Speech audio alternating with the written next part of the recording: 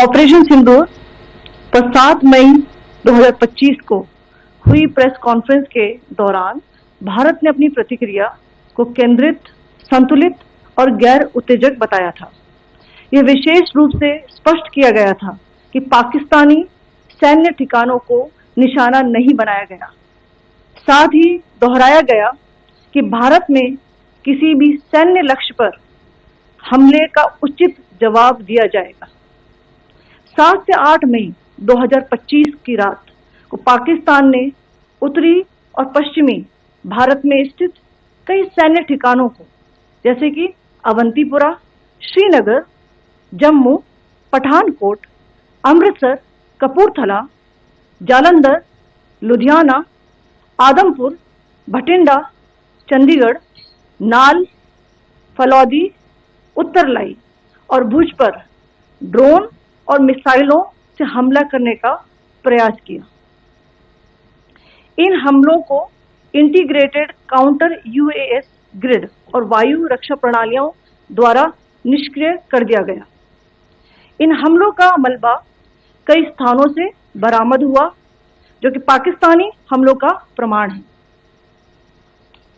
On the night of 7th May 2025, Pakistan attempted to engage a number of military targets in northern and western India using drones and missiles. These places included Avantipura, Srinagar, Jammu, Pathankot, Amritsar, Kapurthala, Nal, Jalandhar, Ludhiana, Adampur, Bhatinda, Chandigarh, Falodi, Uttarlai and Bhuj. These were neutralized by the integrated counter unmanned aerial system and other air defense systems. The debris of these attacks is now being recovered from a number of locations that prove the Pakistani attacks. आज सुबह भारतीय सशस्त्र बलों ने पाकिस्तान के कई स्थानों पर वायु रक्षा रडार और प्रणालियों को निशाना बनाया। भारत की प्रतिक्रिया समान क्षेत्र में समान तीव्रता के साथ की गई। यह विश्वसनीय रूप से ज्ञात हुआ कि लाहौर में स्थित एक वायु रक्षा प्रणाली को निष्क्रिय कर दिया गया। Today morning, Indian Armed Forces targeted air defense radars and systems at a number of locations in Pakistan. Indian response has been in the same domain with the same intensity as Pakistan. It has been reliably learnt that an air defense system at Lahore has been neutralized. Pakistan ने नियंत्रण रेखा पर आकरण गोलीबारी की तीव्रता बढ़ा दी है, जिसमें कुपवाड़ा, बारामूला, उरी, पुंछ, मेंढर और राजौरी क्षेत्रों में मोर्टार और भारी तोपखाने का इस्तेमाल किया जा रहा है। Pakistan has increased the intensity of its unprovoked firing across the line of control using mortar and heavy calibre artilleries in areas in Kupwara, Baramulla, Uri, Poonch, Mendhar and Rajouri sectors in Jammu and Kashmir. 16 innocent lives have been lost, including 3 women and 5 children, due to the Pakistani firing. Here too, India was compelled to respond to bring mortar and artillery fire from Pakistan to a halt. Indian Armed Forces reiterate their commitment to non-escalation, provided it is respected by the Pakistan military. Jai Hind.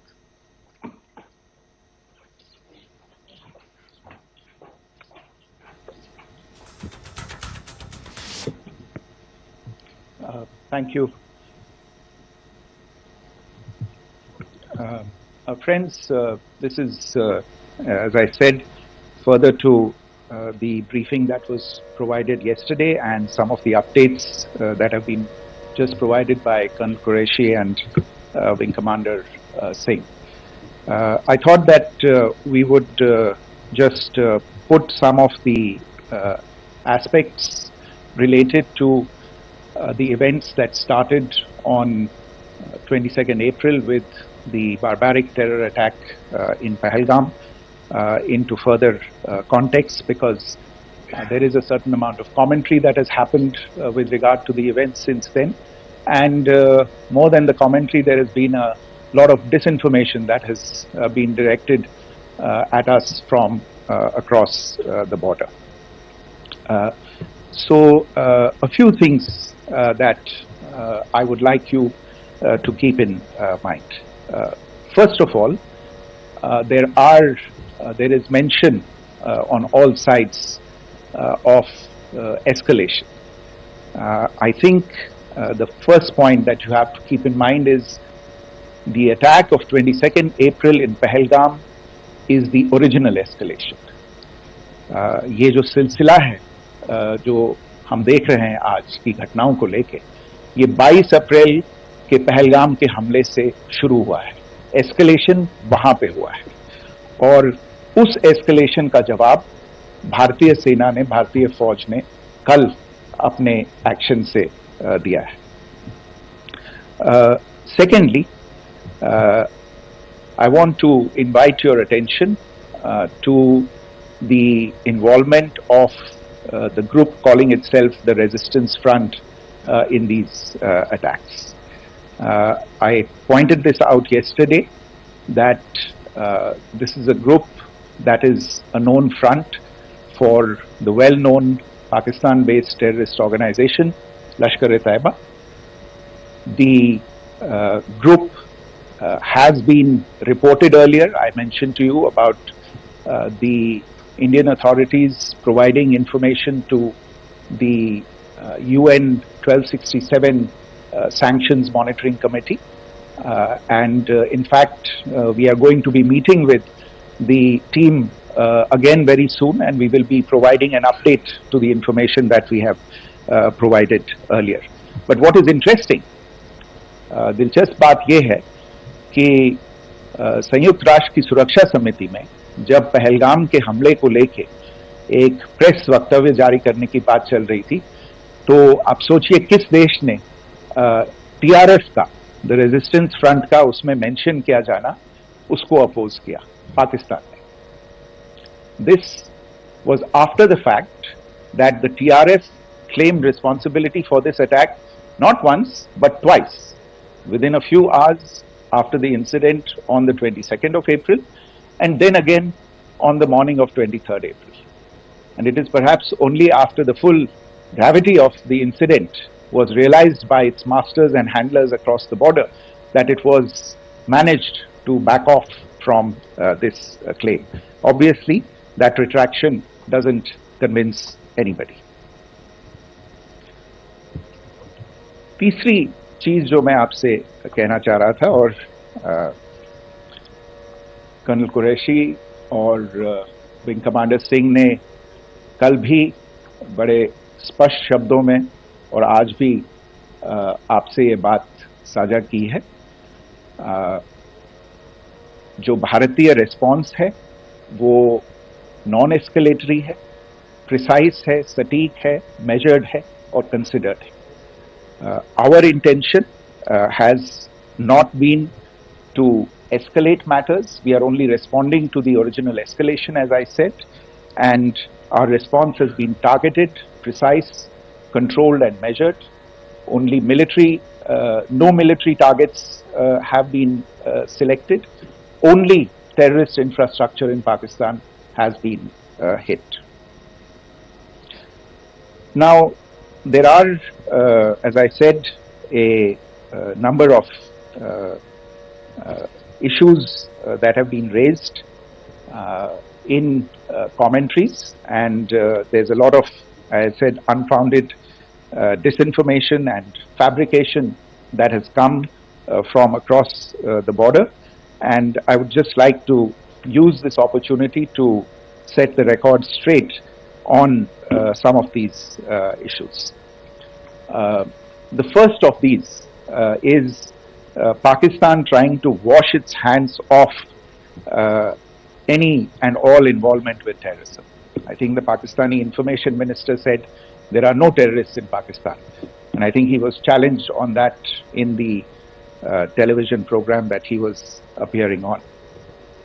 But even if I partially repeat myself from yesterday, I think Pakistan's reputation as the epicenter of global terrorism is rooted in a number of instances where concrete evidence is available, not just to India, but to governments and authorities and agencies around the world. There are several terrorist attacks around the world where Pakistani fingerprints have been found. I don't need to belabor the point with regard to this audience about where Osama bin Laden was found and who called him a martyr. Pakistan has also for decades pursued cross-border terrorism into India with impunity, and as I said yesterday also, in order to deliberately mislead the international community, they claimed that the terrorist Sajid Mir was dead. They came under pressure, and Sajid Mir was then brought back to life, arrested, and is now apparently in Pakistani custody. Pakistan is also home to a very large number of UN proscribed as well as UN proscribed terrorists, as well as terrorists proscribed by a number of other governments in the world, including, of course, the Lashkar-e-Taiba and the Jaish-e-Mohammed, as well as their leaders, Masood Azhar and Hafiz Mohammed Saeed. आपने देखा होगा हाल ही में पिछले ही कुछ दिनों में पाकिस्तान के रक्षा मंत्री और उनके पूर्व विदेश मंत्री दोनों ने इस बात को माना है कि पाकिस्तान का ऐसे ग्रुप्स के साथ जो रिश्ता है वो क्या रहा है. Both the defense minister and the former foreign minister of Pakistan, I think they've done a more eloquent job of this than I could ever do in terms of describing their country's implication in international terrorism and their involvement in housing these kinds of groups. दूसरा जो विषय है वो है पाकिस्तान का जो एक दावा है कि एक इंटरनेशनल impartial investigation होना चाहिए, एक joint investigative committee होनी चाहिए. These calls for jointly investigating this heinous and barbaric attack in Pahalgam. Again, I think you know the history well on this. You know the track record well, and it is not a bright track record insofar as Pakistan is concerned. In fact, in the pursuit of justice for the victims of multiple terrorist attacks, whether it be Mumbai in 2008, in Pathankot in 2016, or many others, but in particular for these two attacks, India had offered to cooperate. India provided forensic evidence and urged Pakistan to bring the perpetrators of these attacks to justice. We, in particular with regard to the Mumbai attacks of 2008, where a Pakistani Lashkar-e-Taiba terrorist was captured alive, India provided extensive information and evidence related to the involvement of Pakistani terrorists in this attack. Cases were registered, but you are all aware that these cases have not progressed despite the formation of judicial teams, etc. And Pakistan has consistently stonewalled all efforts to move the investigation along. In fact, with regard to the Pathankot attack as well, a joint investigative team was formed. We gave access, unprecedented access, I should say, to Pakistani team to the site of the attack. Details of call records data and DNA, etc. were shared with Pakistan. We had shared with them details related that we had been able to access to the addresses of terrorists. We presented evidence against the office bearers of Jaish-e-Mohammed who had conspired in the attack, and the handlers of the terrorists who facilitated them and guided them in. But there has been no movement on this. So in all of this, I think the experience has not been positive, and it certainly doesn't give us the confidence now to take at face value Pakistani assertions of wishing to participate in a joint investigation. These are just delaying tactics, these are just stonewalling tactics.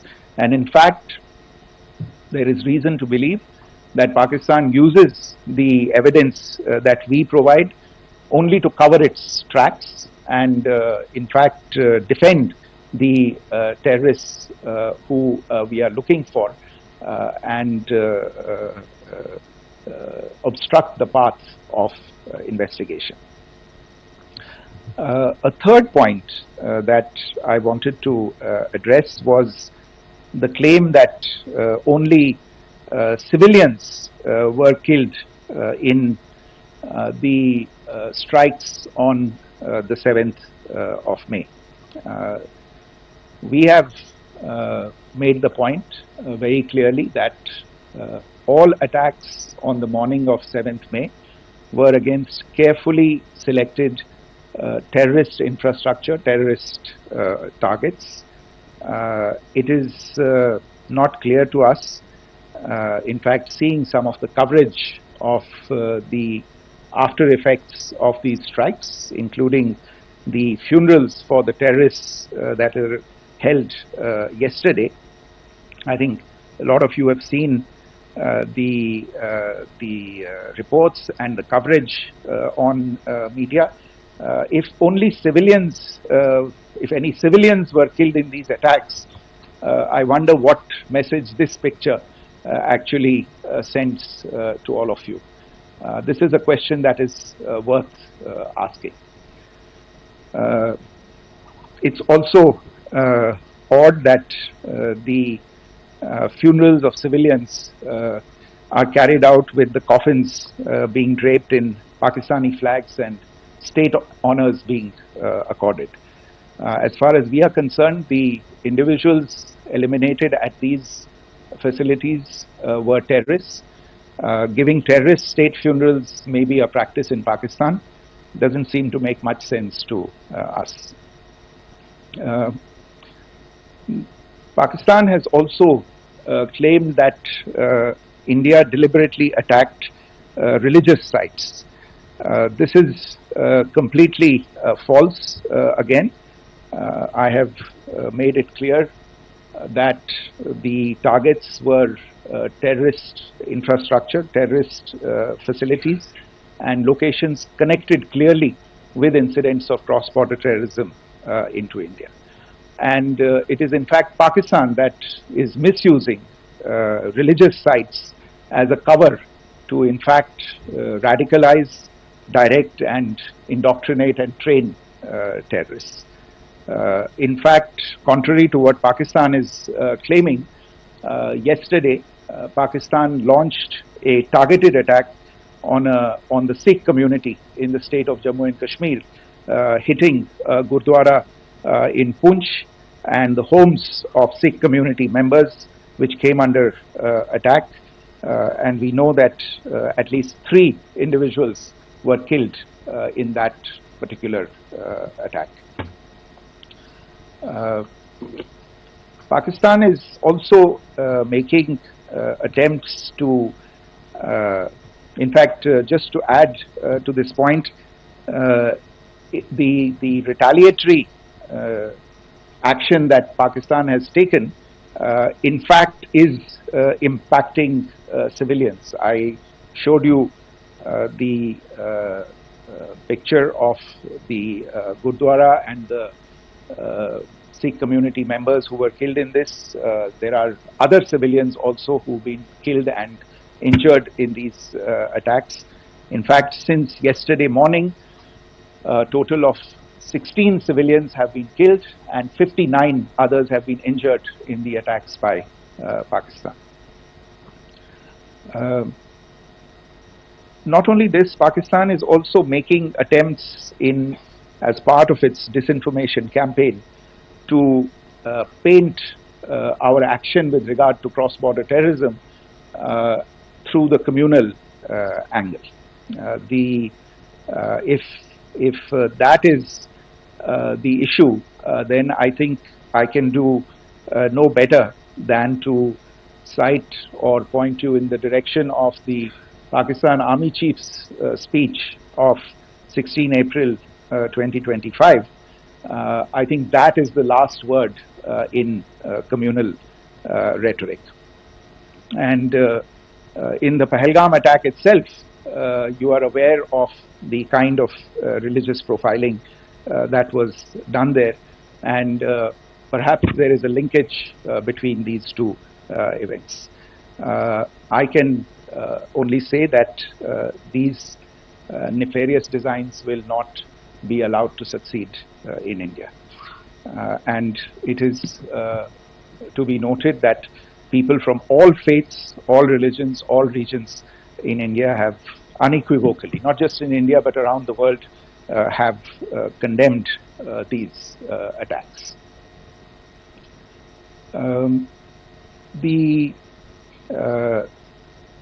Pakistani claims of now responding to India's strikes of the 7th of May.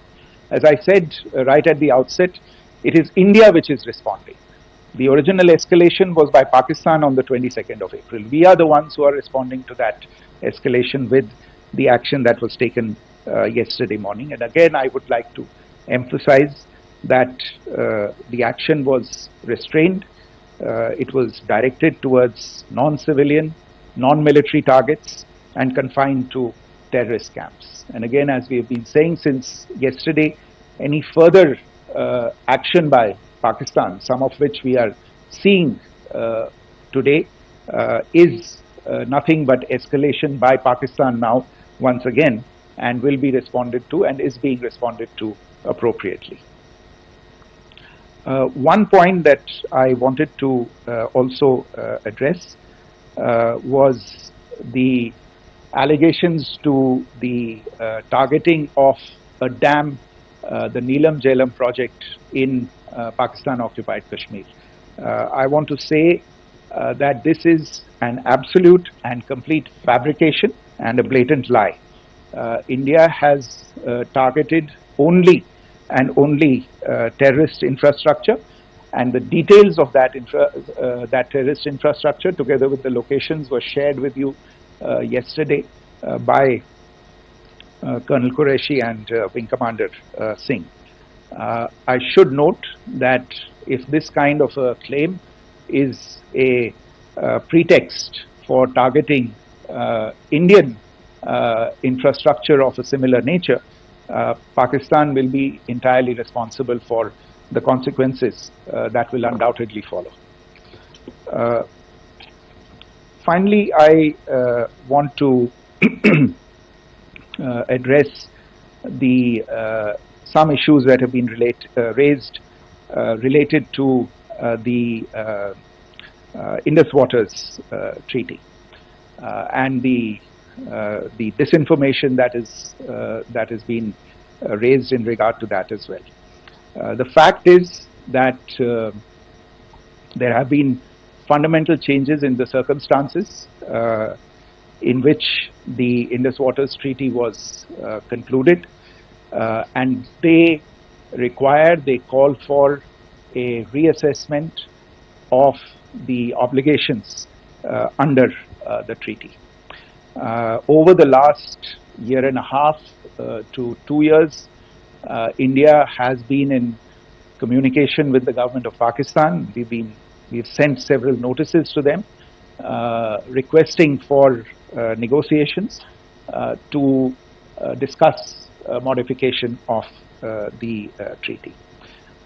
India has for 6+ decades now honored the treaty, even during periods when Pakistan imposed multiple wars on us, and even when relations were adversarial. Pakistan is the one that has been acting in violation of the treaty, deliberately creating legal roadblocks in India exercising its legitimate rights on the western rivers.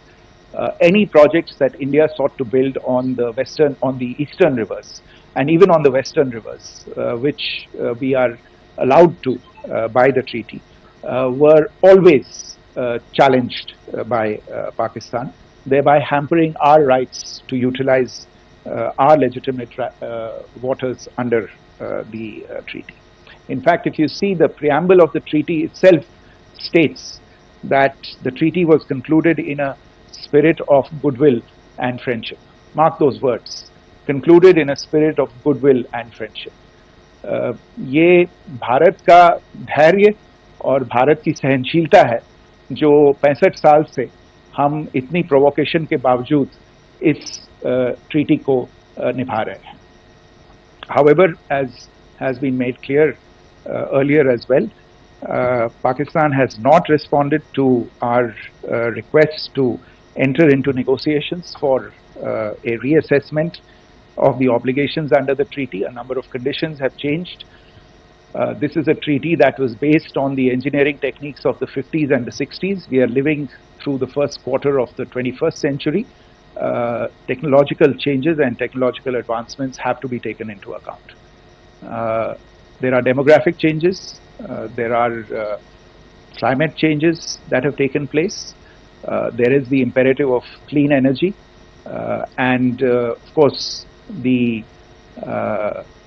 terrorism that Pakistan has wreaked in the state of Jammu and Kashmir itself has hampered India's ability to exercise its rights under the treaty. Pakistan's persistent refusal to respond to our requests to enter into government-to-government negotiations on the modification of the treaty is, in a sense, itself a violation of the treaty, and therefore India has taken the step of putting the treaty in abeyance until Pakistan abjures irrevocably its support for cross-border terrorism. Maybe I'll stop there. I mentioned earlier yesterday as well that this is an evolving situation. I would therefore ask all of you to be considerate and restrained. It will not be possible for us or my colleagues from the armed forces to share operational details at this point in time. Beyond that, if you have any questions, may I have time for only a few, and I'll try to answer those questions. Okay, I give the floor to Rishabh. One Secretary, good evening. This is Rishabh from Times Now. I just wanted to understand, as per the press release that has been released earlier today, it says that we have successfully hit at the air defense of Lahore. Does it give our forces a better chances if in case of further escalation? And are there other air defense places as well at strategic location that were targeted? Rishabh, you are violating the first rule that I set out at the end of my remarks. The press release that has been issued by the Ministry of Defence today speaks for itself. It is related to operational matters. It's been released by the Ministry of Defence. As more information becomes available, it will be released at the appropriate time. Once again, please